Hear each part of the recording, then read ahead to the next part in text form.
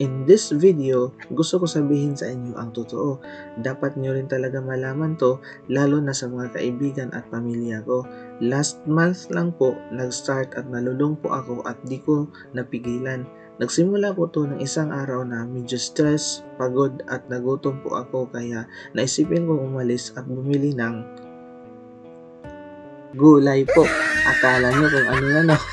Bumili po tayo ng alugbati at saka sikwalabong at meron tayong isda, of course. Ang sarap kumain ng utan, guys. Nakaka-addict talaga.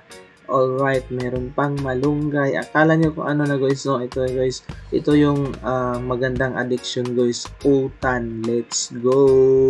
Ang sarap, guys, oh. Kahit simplihan nilang yung utan nyo, guys, basta sariwa yung mga gulay. Tulad yan, guys, nilagyan natin ng labong, ang sarap ng lasa.